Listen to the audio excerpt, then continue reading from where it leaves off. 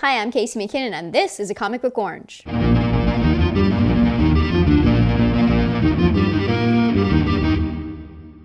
Hello? Hello? We could use some light in here. Ah, much better. Geoff John continues his epic run on DC's Green Lantern. The latest issue comes out today. Really does work in Blackest Night. Cool. Since returning Hal Jordan as the main Green Lantern with the now classic Rebirth, Geoff John continues to do what he does best, write amazing stories with epic characters that acknowledge their rich history while pushing them into new adventures. What's most amazing is how he works the old and new together, taking them to their logical conclusions and deepening the possibilities. Take the current awesome story arc, which crosses over with sister comic Green Lantern Corps. The Sinestro Corps War is developing into a mega epic with huge impact on the DC universe, all without dropping the ball in continuity. At the same time, Johns really develops Jordan's personality as a man rediscovering himself and his place in the world, both professionally and romantically. Teamed with a series of amazing artists, Johns keeps the Green Lantern shining bright, earning it 5 oranges. When we come back, we'll be featuring Thor. Boob size. Naked girl. Humongous boobs. He's hot. Copious nudity. I had sex with women. Yeah. Nice package.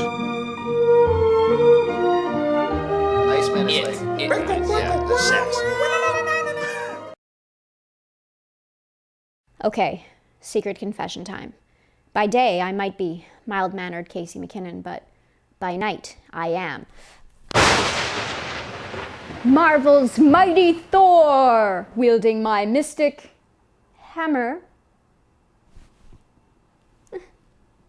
After a 3-year absence, Thor has returned to the Marvel Universe under the creative hands of writer J. Michael Straczynski and artist Olivier Coipel. While we're only 2 issues in, with the 3rd due out today, both creators have laid some solid groundwork. Straczynski is focused on Thor and his human alter ego Donald Blake finding their place in the world as they establish new lives in Middle America. It's a bit slow-paced, but with the sense of it all building up to something big. Plus, next issue has a throwdown with current superjerk Iron Man. Big is also a word describing how Coipel draws Thor. He makes the god godlike, giving him power and grace, while at the same time distant and cold. Coipel is able to evocate similar appropriate emotion in everything else he draws, from backgrounds, supporting characters, and even the smallest gestures. With Laura Martin's brilliant color, the art is some of the best we've seen all year. It may be a little early to do so, but we're really enjoying Thor and give it 4 oranges out of 5.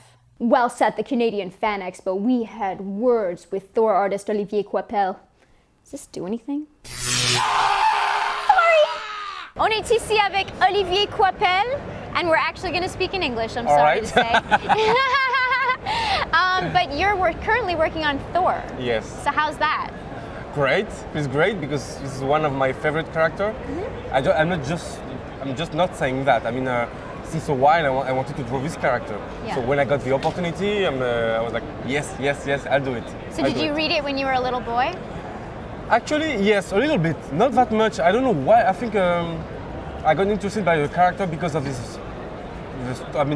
mythology side of it. Mm-hmm. But I didn't read a lot of things about him, actually. I just read them before working on him, actually. Thank you so much for being here.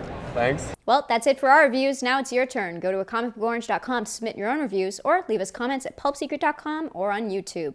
Speaking of comments... And now, comments. Gildersleeve DB says, not a lot of Americans writing comics.